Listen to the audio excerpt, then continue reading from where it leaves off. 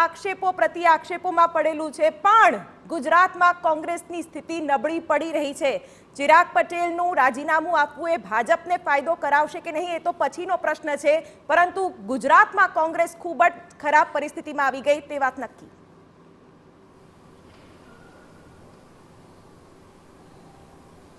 શિવાની, ગુજરાતમાં જો કોંગ્રેસની વાત કરવામાં આવે તો ગુજરાતમાં ન માત્ર કોંગ્રેસ પરંતુ વિપક્ષ તરીકે એક નબળી પરિસ્થિતિ, નબળો રોલ છે એ સ્વાભાવિક રીતે જોવા મળી રહ્યું છે. આ વખતનું આ પરફોર્મન્સ જુઓ, 156 બેઠકો ભાજપની આવી, 3 અપક્ષ જે કેન્ડિડેટ જીત્યા હતા તેમણે ભાજપને સમર્થન કર્યું એટલે 159 થઈ. કોંગ્રેસ પાસે આ વખતે સાચવવા માટે માત્ર 17 ધારાસભ્યો હતા, એવું સંખ્યાબળ કે જેના કારણે તેમને સત્તાવાર રીતે વિધાનસભામાં વિપક્ષનું સ્થાન ન મળ્યું. વિપક્ષનું સ્થાન ન મળ્યું તેના કારણે વર્ષોથી કે જે ઓફિસ મળતી હતી, કે જે સવલતો મળતી હતી તે નથી મળી.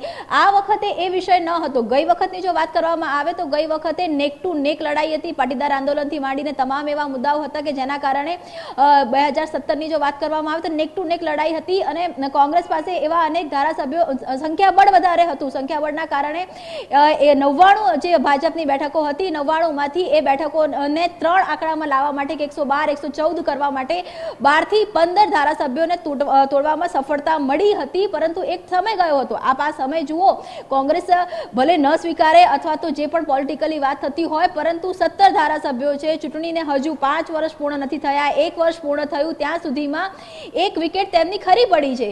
જે પણ પોલિટિકલ કોઠાસૂઝની વાત કરવામાં આવે, જો શિવાની, પોલિટિક્સમાં કોઈ પણ આઈડિયોલોજી કામ નથી કરતી. પોલિટિક્સની અંદર એક જ સૂત્ર હોય છે, જીતવું એ તમામ જે પક્ષ હોય છે તેની પ્રાથમિકતા હોય છે. Success is only the result, એ આખી વાત હોય છે. અને ભાજપ અત્યારે લોકસભાની ચૂંટણીને ફોકસ કરી રહ્યું છે, કેમ કે ગુજરાતની વાત કરવામાં આવે તો ગુજરાત પીએમ મોદી, અમિત શાહનું હોમ સ્ટેટ છે અને ત્યાંથી આ વખતે ભાજપે એક કહી શકાય કે હુંકાર કર્યો છે કે હેટ્રિક કરવામાં આવશે, પરંતુ હેટ્રિકની સાથે સાથે જે સાંસદો છે તે સાંસદો 26 સાંસદો જીતશે જ, પરંતુ ઓપોઝિશનમાં જે પણ ઉભા રહેશે તેને ડિપોઝિટ દૂર થશે. તો ભાજપ તો પોતાના સંકલ્પ સાથે આગળ વધી રહ્યું છે, પોતાના પ્રશ્નો ધીમી ગતિએ પાર પાડી રહ્યું છે. સવાલ એ ફરી ઉભો થાય છે કે આખરે કોંગ્રેસ કેમ પોતાના ધારાસભ્યોને સાચવી વિચારવા જે બાબત એ પણ છે કે આ જ અઠવાડિયે હજુ તો 1 વર્ષ પૂરું થયું છે વિધાનસભાને અને ત્યાં જ આ પ્રકારના સમાચારો આવવા લાગ્યા છે. નરેન્દ્ર રાઠોડ અમારા સંવાદદાતા ફોન લાઈન પર જોડાયેલા છે. નરેન્દ્ર, હજુ તો કોંગ્રેસના પ્રવક્તાઓ પૂછે છે કે શું ખરેખર, અને તમામ દિવસ જે TV9 જાણકારી આપી રહ્યું છે કે આ ચિરાગ પટેલનું નામ કન્ફર્મ છે, શું હજુ પણ આ જ પ્રકારના ઓપરેશન્સની ગતિવિધિ અને કોંગ્રેસ ખેપામાં અત્યારે શું હલચલ છે? જી, જ્યારે શક્તિસિંહ ગોહિલ પ્રદેશ અધ્યક્ષ બન્યા ત્યારે સૌ પ્રથમ જે વાત થઈ હતી એ આ પ્રકારની થઈ હતી કે શું એ એમના 17 સભ્યો છે અત્યારે હાલ વિધાનસભામાં, એમને સાચવવામાં સક્ષમ બનશે કે કેમ? કારણ કે અગાઉની ટર્મની અંદર આપણે જોયું હતું કે લગભગ 15 જેટલા ધારાસભ્યોએ કોંગ્રેસ છોડી હતી અને ભારતીય જનતા પાર્ટીમાં જોડાયા હતા.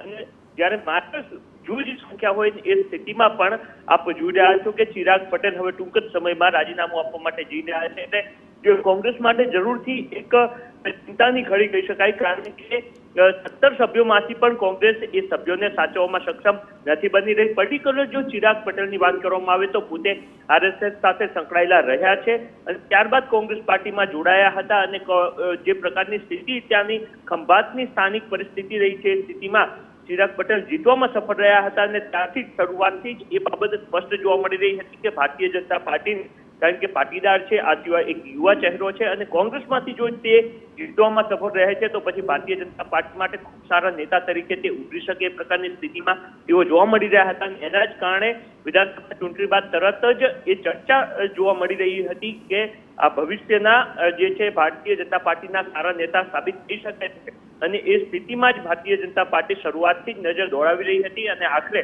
આ બાબત પણ સામે આવી રહી છે કે ચિરાગ પટેલ હવે ટૂંક સમયમાં ભારતીય જનતા પાર્ટીનો જે ધારણ કરવા માટે જઈ રહ્યા છે. મધ્ય ગુજરાતની જો વાત કરવામાં આવે તો મધ્ય ગુજરાતમાં નરેન્દ્ર, ખૂબ મહત્વપૂર્ણ જાણકારી આપ આપી રહ્યા છો, પરંતુ આ તમામની વચ્ચે ભાજપના નેતા આ મામલે શું કહી રહ્યા છે, ઋષિકેશ પટેલે શું કહ્યું એ પણ દર્શકોને સંભળાવી દે. હવે આ તો ચાલતી પ્રોસેસ છે, આ તો ચાલી રહ્યું છે.